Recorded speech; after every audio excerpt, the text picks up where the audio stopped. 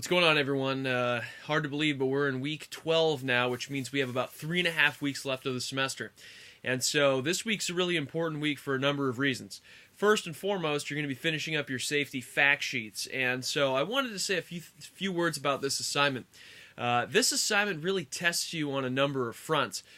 Most importantly, it's going to test you to think really carefully about your audience and your purpose. And so I just want to touch on that a little bit. And so the first thing I want you to consider is to consider your audience. And I want you to think carefully about how you imagine an audience will react when they're handed a sheet like this. And one of your classmates, Charlie, made a great point. More often than not, folks are going to take one look at it and pitch it onto the lunch counter, or they're going to just toss it in the trash. And so one of our real goals with this assignment is to make sure that our readers actually read it and take the information seriously. And so you're going to have to think of some way to communicate to your reader that this isn't just some other bit of noise that's out there, that this is an important document that they're really going to need to read and take stock of. The other thing I want you to consider is that you have 92.5 inches squared of space, one sheet of paper, to really make an impact and to do what you can to prevent an injury or to prevent some type of hazard. And what that means is you have to be very strategic about how you allocate your space on the page. And so one of the things that can be really easy to do in this assignment is to waste space and to use that space in ways that maybe are not congruent with the purpose of the document. At the end of the day, this is not an encyclopedia entry about a particular injury or hazard. And so I want you to think very carefully about that, because your primary goal here is to provide context-specific preventative measures that your reader can take to make the workplace safer. When this assignment doesn't go well, it's because folks are kind of lazy and maybe not as reflective about their purpose as they should be. So if you find yourself taking information wholesale from sources and just dumping it onto the page, you're fundamentally doing it wrong, and that's why these types of things traditionally don't get read. You have to make sure that you are communicating this in a very context-specific way. And so I'll give you an example.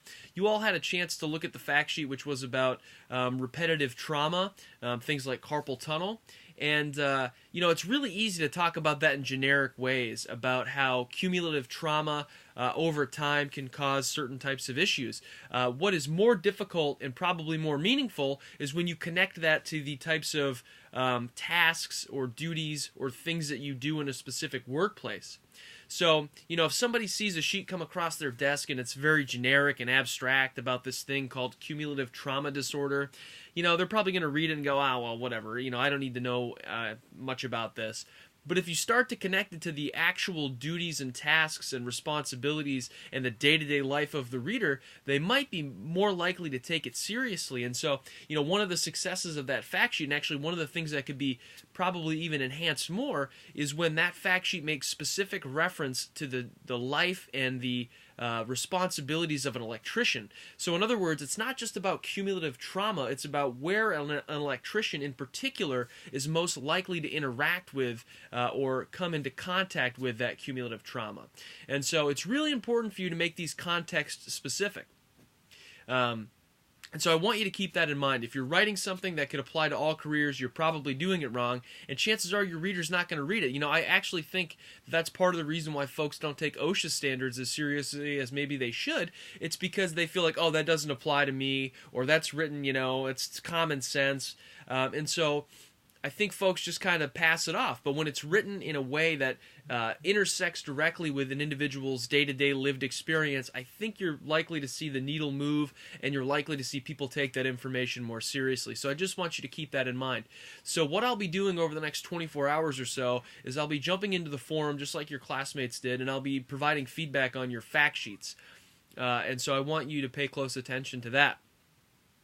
What I also want you to pay attention to, if this applies to you, if you're behind in this class, and here we are in week 12, it's very important that you reach out to me and we make a plan for how you're going to finish the semester. We need to figure out where we can make up the most ground the most quickly. And so it's really important that you do that and be as proactive as possible. I realize things come up during the semester, but I'm really seeing the completion rate of assignments start to drop off, and it's really critical that we sort of stem that and put a tourniquet on it so that it doesn't become a major issue. Finally, I want you to take this week and to think really carefully about email. We know that email makes up probably 80% of the writing that we do in the workplace, and so I've given you a challenge this week, and it's not an easy one, and it's one that I deal with on a day-to-day basis at the college, and that is, how can you translate this information from your fact sheet into something that will be useful and likely to be read as an email? And it's not an easy task, but it's going to require you to think about a number of different things in order for you to be successful. First and foremost, you're going to have to come up with a really good subject line.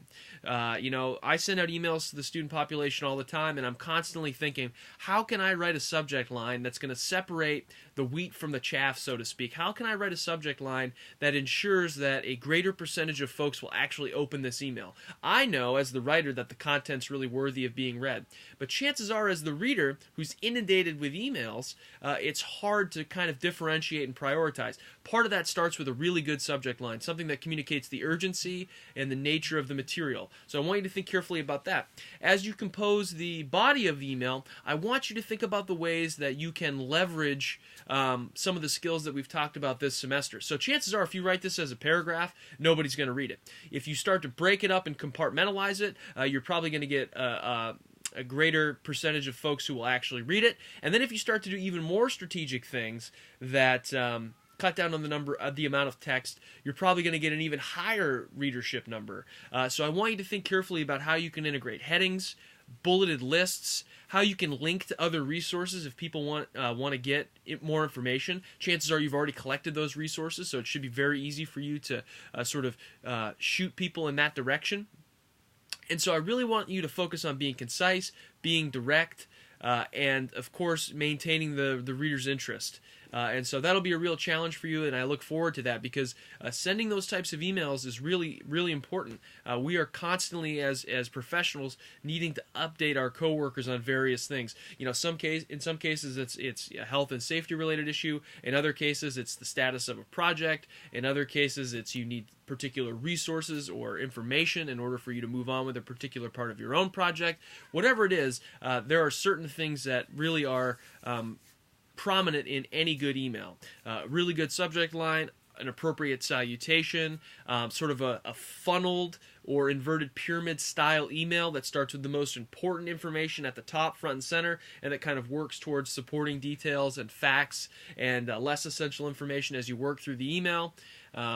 A clear attention to how it's formatted, that it's clearly chunked and spaced out, that it's broken up carefully with headings and those types of things. So it's going to be a real challenge for you, but I think that you'll find it's a really important challenge, and it's something that if you put some thought into it now, you'll probably gain some real insight into, when you write emails in the future, how you might be able to increase the likelihood that it'll actually be read.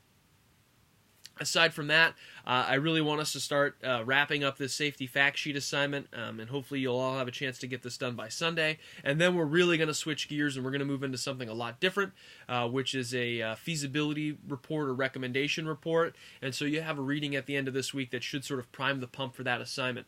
So that's where we're at. That's what we're up to. If you need anything at all, this is a critical juncture in the semester. If you need my support in any way, I need you to reach out to me. I will be grading your instructions as soon as I possibly can.